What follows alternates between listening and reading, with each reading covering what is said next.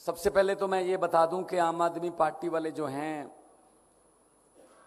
चाहे वो कार्यकर्ता हैं, चाहे वो मंत्री है, चाहे वो विधायक हैं, चाहे वो मुख्यमंत्री है, हम लोग भाषण नहीं देते।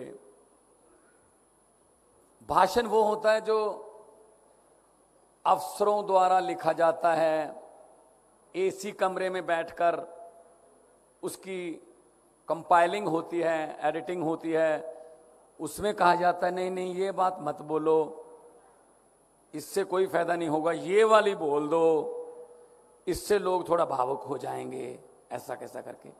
लेकिन आम आदमी पार्टी वाले जिस मिट्टी से बने हैं वो मिट्टी और है। हम दिल की बात करते हैं, हम आंखों में आंखें डालकर बात करते हैं, हम जो कहते हैं वो करते हैं, जो नहीं कर सकते हम वो कहते ही नहीं हैं। इसकी मैं एक उदाहरण दे देता हूं।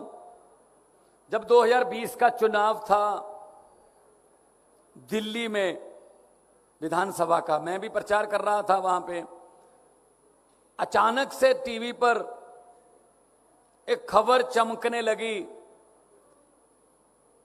मैंने भी सोचा यार इतनी दलेरी कहां से आई होगी। जो बात अरविंद केजरीवाल जी ने बोली चुनाव से लगभग 1.5 महीना पहले, आमतौर पर चुनाव से 1.5 महीना पहले ये बीजेपी कांग्रेसी आपको बातों की झड़ी लेके आते हैं, जुमले बने जाते हैं, बहुत कुछ आपको सुनाया जाता है, ये कर देंगे वो कर देंगे, एक मौका और दीजिए, ये कर देंगे। लेकिन अरविंद केजरीवाल ने जो बात कही वो दिल को छूने वाली भी थी और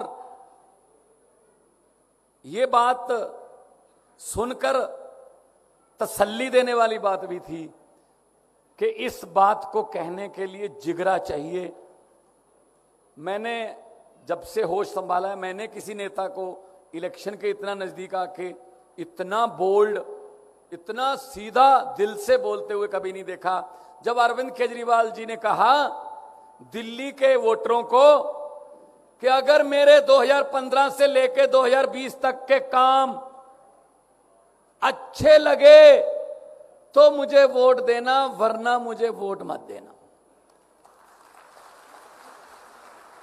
ये बात कह देंगे ये नेता? बीजेपी में हिम्मत है? कांग्रेस में हिम्मत है ये कहने की कि हमारे काम देखो? चलो कांग्रेस ने तो काम बेचारी ने किए ही नहीं, कोई उनका तो आप ही काम तमाम हो गया। तो बीजेपी वाले कह सकते हैं हिमाचल में कि हमारे 4.25 साल के काम देख लो, वोट दे देना, वरना नहीं। नहीं कह सकते। वो तो जुमले बन रहे हैं। अभी जुमलों की फैक्ट्रियां चल गई हैं, इस वक्त जुमलों पे काम चल रहा है। कौन से जुमले बनाएं जिससे लोग भावुक हों, उत्तेजित हों। पिछली बार वो जो जुमला बनाया था इन्होंने, उसकी सबसे ज्यादा पीड़ित महिलाएं थी। 15-15 लाख हर खाते में आएगा, आ गया? आया नहीं? हमारे भी नहीं आया। अब इस पीड़ित कैसे?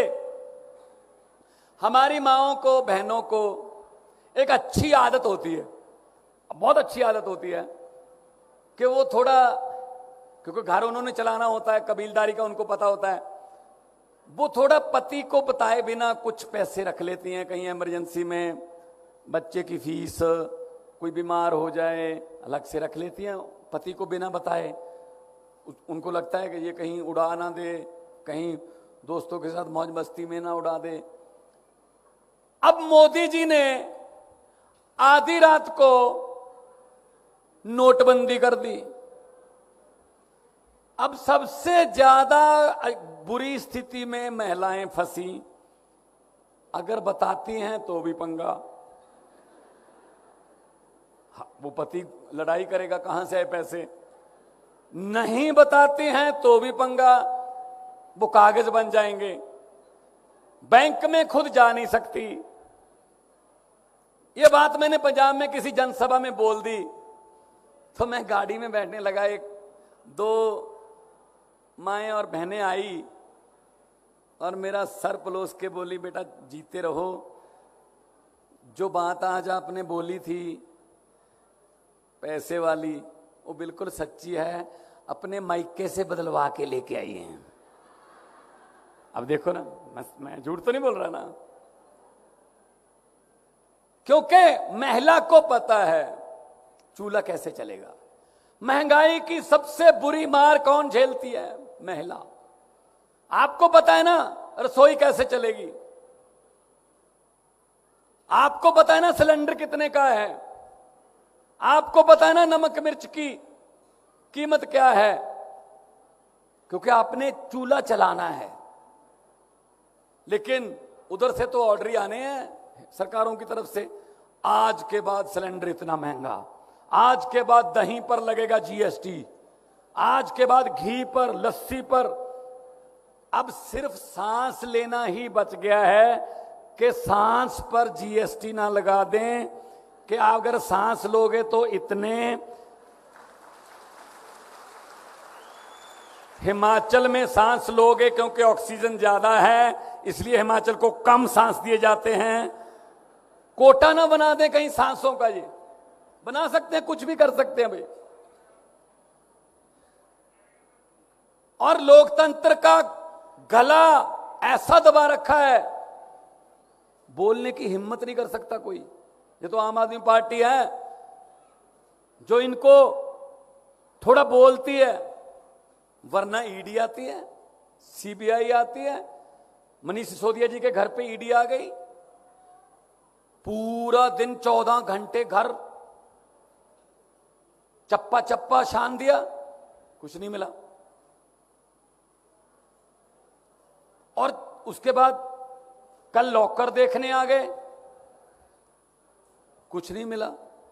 भाई अगर देश के लिए काम करना है, अगर आम आदमी पार्टी में इतने बड़े पद पर काम करना है, अगर गरीब बच्चों की जिंदगी बदलने का तहैया कर रखा है, अगर महिलाओं को बसों में मुफ्त सफर देना है, अगर आंगनवाड़ी आशा वर्करों को उनके जीवन स्तर को ऊंचा उठाना है, तो लॉकरों में कुछ नहीं मिलेगा जी। लॉकरों में नहीं जाता, फिर वो आपके पास ही आता है। ये फर्क है बस।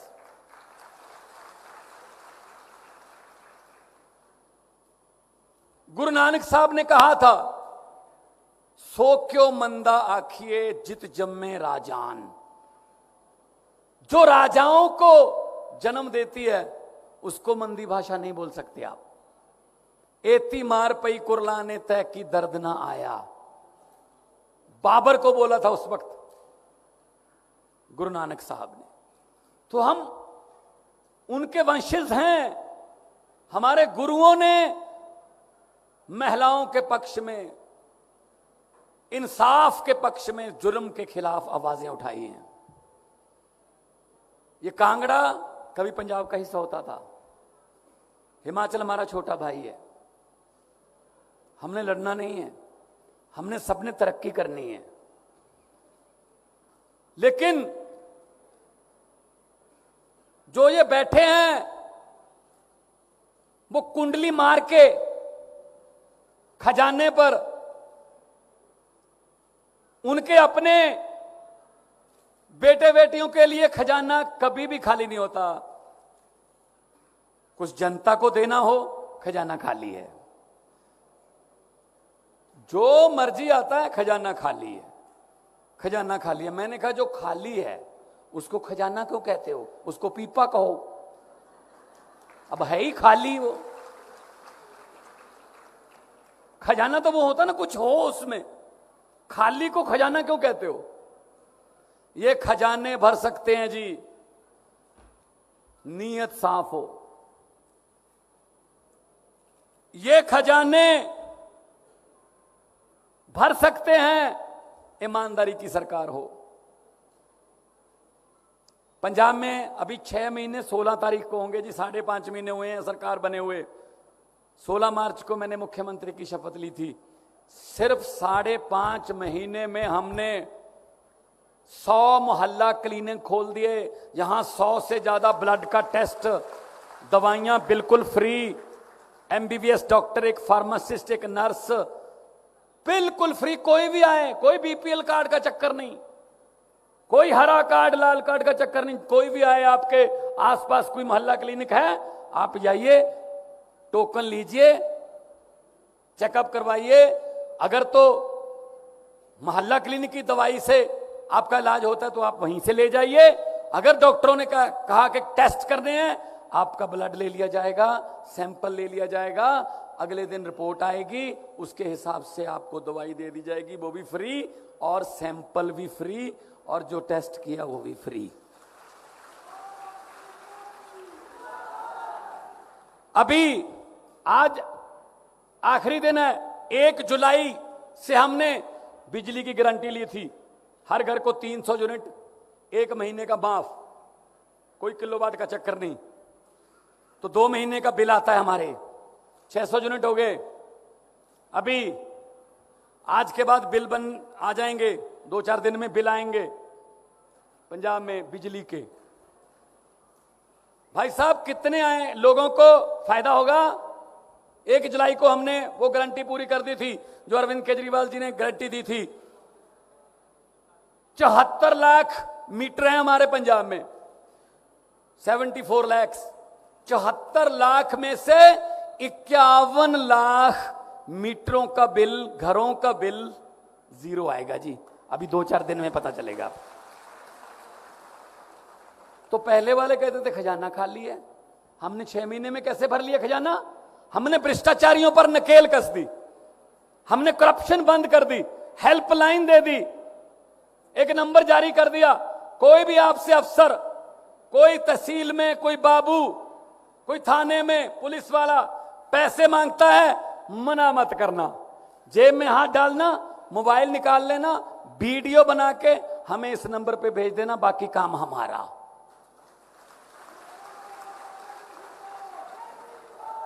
तो खजाना भर गया, तो खजाने का पैसा वापस दे रहे हैं, और ये कह रहे हैं केजरीवाल मुफ्त में उड़ा रहा है, भगवंत मान मुफ्त में बिजली कर रहा है, ये तो मुफ्त कर रहे हैं सब कुछ।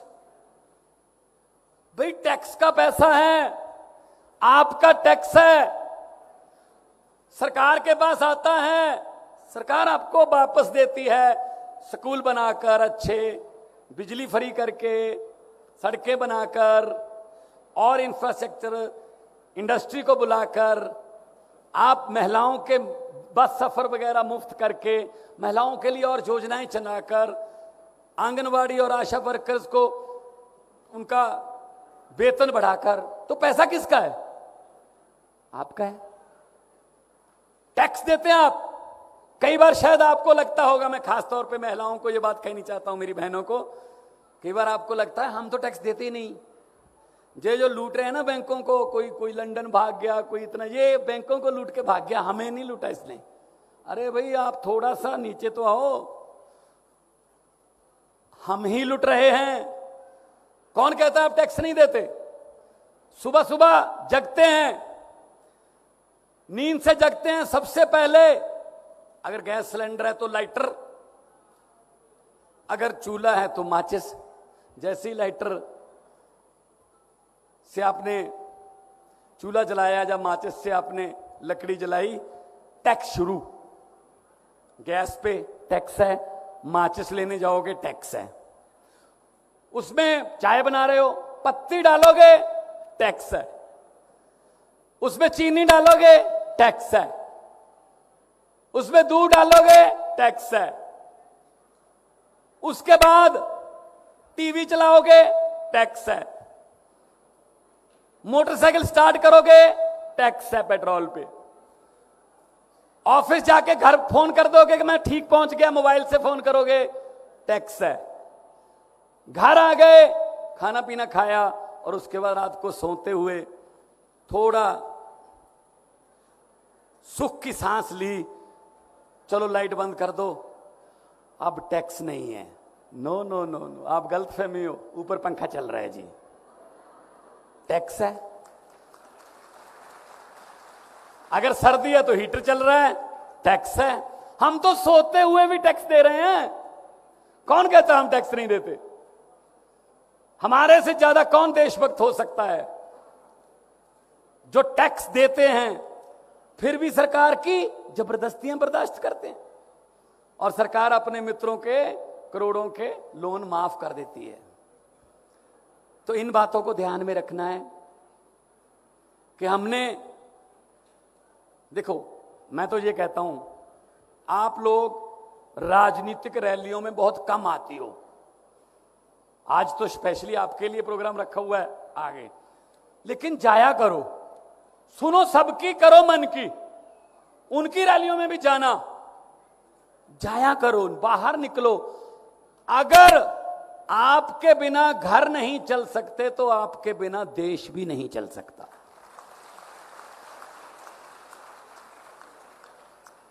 तो अपना योगदान देश चलाने में जरूर दीजिए। जरूरी थोड़ी है कि पति ने कह दिया इसको वोट देना है उसी को देना है। क्यों भाई? मुझे ये पार्टी अच्छी नहीं लगती, मैं तो इनको वोट दूंगी, इनके प्रोग्राम ये हैं, इनके मुद्दे ये हैं, इन्होंने ये लिख के दिया है, इन्होंने ये गारंटी दी है। तो क्यों नहीं ऐसे हो सकता भाई? बल्कि जब आपने कहा ना कोई बात नहीं, आप उनको वोट दे के देखना, वो भी आपके पीछे आ जाएगा। पता ही है आपको सबको कि भाई चलती तो घर में गृहिणी की है। तो इन पर यकीन मत करना, ये बड़े बड़े वादे लेके आएंगे, पता नहीं क्या क्या आपको भरमाएंगे।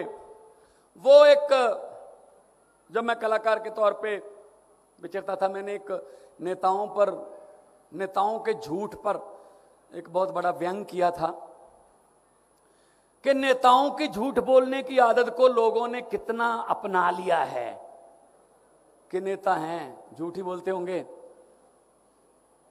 जो पुराने, जो ट्रेडिशनल नेता है उनकी बात कर रहा हूं। तो नेताओं ने सोचा दिल्ली में कि दिन रात बॉडीगार्ड्स में घिरे रहते हैं, इस बार कांगड़ा की वादियों में चलते हैं, थोड़ा सैर सपाटा हो जाएगा। लेकिन बॉडीगार्ड साथ में नहीं लेके जाएंगे, उनको सड़क पर जो सिविल वर्दी में उनको तैनात कर दिया। उन्होंने एक बस, लग्जरी बस दिल्ली से उन्होंने रेंट पे ली। 30-40 हमारे देश के बड़े बड़े नेता कांगड़ा के लिए चले दिल्ली से, पंजाब में आए, अंबाला के बाद राजपुरा के पास उनकी बस जो है वो एक गड्ढे में पलट गई। अब देखना कि नेताओं की झूठ बोलने की आदत को लोगों ने कितना अपना लिया। वो गड्ढे में बस पलट गई। अब सिक्योरिटी को चिंता हुई कि इस गड्ढे, इस जगह से तो निकल गई थी, इस जगह तक नहीं पहुंची, इसका मतलब ये दोनों पॉइंटों के बीच है। उन्होंने सर्च करना शुरू किया, तलाश करनी शुरू की। तो एक किसान खेतों में काम कर रहा था, उससे पूछा भी इस रंग की और इस नंबर की एक बस थी, आपने देखी? वो कहला हाँ देखी थी, वो यहां गड्ढे में पलट गई थी। तो सिक्योरिटी वाले ने पूछा अब कहां गई? बोला जी मैंने ऊपर मिट्टी डाल दी, बस के ऊपर मैंने मिट्टी डाल दी।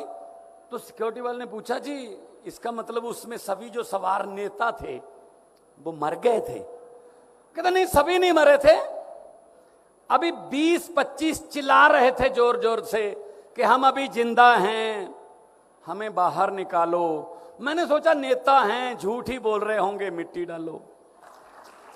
ये हालत है, ये मानने को तैयार नहीं है कि ये जिंदा हैं, बोल रहे हैं। वो कह रहे नहीं झूठ बोल रहे होंगे, ये बोल रहे होंगे। तो ये बदलना है, ये बदलाव लाना है। ये आम आदमी पार्टी कर सकती है, जो आम लोगों के घरों तक टिकट भी पहुंचाती है, आम लोगों के चूल्हों की आग की चिंता भी करती है। पंजाब की एग्जांपल देता हूं। पंजाब में हमने कांग्रेस और अकाली दल से ज्यादा, सबसे ज्यादा हमारी पार्टी ने 12 महिलाओं को टिकट दी इसी विधानसभा में। 12 में से 11 आज एमएलए हैं, 11 जीत गई। कोई डॉक्टर है, कोई प्रोफेसर थी, एक लड़की 27 साल की उम्र है, उसने बहुत बड़े धनाढ़ नेता को हराया है। वो स्कूटी पर अपना प्रचार करने जाती थी, संगरूर से वो एमएलए है, नरेंद्र कौर उसका नाम है। अगर आप बाहर निकलोगे, कुछ करने का तहिया करोगे, तो लोग आपके लिए आंखें बिछाएंगे। तो आज माएं और बहनें इकट्ठी हुई हैं, मां का आशीर्वाद मिल जाए। दुनिया का कोई मैदान ऐसा नहीं जो सर ना कर सको। बहन की दुआएं मिल जाएं तो दुनिया की कोई मंजिल ऐसी नहीं जो सर ना कर सको। मैंने एक शेर बोला था पार्लियामेंट में कि एक मां से बात कर रही है एक बेटी जो पैदा नहीं हुई, पेट में ही है अभी। उसको डर है कहीं पेट में मेरा कत्ल ना करवा दिया जाए। वो बेटी कह रही है, आजा बैठ नी माए गल्लां करिए काम दियां, आजा बैठ नी माए गल्लां करिए काम दियां, राजगुरु सुखदेव भगत सिंह मावा ही ने जम दियां, की पता मैं जम देवां कोई अगमड़ा मर्द नहीं माए, कुख दे विच ना कत्ल कराई यही मेरी अर्ज नहीं माए। मतलब क्या पता कौन सी मां ने कौन से योद्धा को जन्म दे देना है। लड़कियों को पैदा होने दो, पढ़ने दो, उड़ने दो।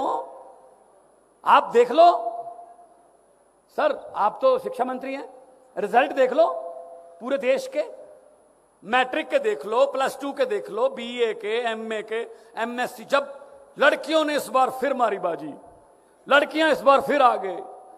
हर बार लड़कियां पहले 10 में से 6-7 पोजीशन लड़कियों की होती है। पढ़ने का मौका मिलना चाहिए बस। तो मैं तो यही कहूंगा, हम कोई आपसे कोई लुभावने वादे नहीं करते। वो अरविंद केजरीवाल जी जो सोचते हैं, उस सोच को मनीष सिसोदिया जी आज आपके सामने रखेंगे कि क्या क्या करना है और कैसे कैसे करना है, बजट कहां से आएगा, क्या करना है, सब हिसाब किताब लगाते हैं हम। क्योंकि अरविंद केजरीवाल जी IRS अफसर थे, इंडियन रेवेन्यू सर्विस में इनकम टैक्स के कमिश्नर थे। मनीष जी बहुत बड़े पत्रकार थे टीवी के, मैं कलाकार था। हमारे में कोई डॉक्टर है, कोई वकील है, हर समाज से लोग हमारे पास आते हैं, हमने भी आना है जी आगे। मैं कल की बात बताऊं, कल मैं एक स्कूल में चला गया पंजाब में, अचानक स्कूल में चला गया। मैं सीनियर सेकेंडरी स्कूल था, 10वीं क्लास में मैं अंदर गया, मेरे साथ प्रिंसिपल सब थे। तो मैंने एक बच्ची से पूछा क्या बनोगे बेटा? बोली मैं पुलिस में जाऊंगी। एक लड़के से पूछा तुम क्या बनोगे? बोला मैं डॉक्टर बनूंगा। तीसरे से पूछा, वो कहला जी मैं तो अफसर बनूंगा। एक लड़के से पूछा क्या बनोगे? कहता जी पंजाब का CM बनूंगा। मैंने कहा यार बड़ा कॉन्फिडेंस है। मैंने कहा CM बनने के लिए पढ़ोगे भी, लोगों की मुश्किलें भी सुननी पड़ती हैं, दुख तकलीफें। कहता जी सुनूंगा। तो मतलब ये हो गया कि छोटे छोटे बच्चे भी कहने लगे हैं कि हम राजनीति में आएंगे, क्योंकि आम आदमी पार्टी ने ये विश्वास आम लोगों में डाल दिया कि कोई भी आदमी राजनीति में आ सकता है। और हुकूमत वो करते हैं जिनका दिलों पर राज होता है, हुकूमत वो करते हैं जिनका दिलों पर राज होता है। यूं कहने को तो मुर्गे के सर पे भी ताज होता है। बहुत बहुत धन्यवाद, बहुत बहुत मेहरबानी आपकी, आपने इतने संयम से मुझे सुना। बहुत बहुत धन्यवाद।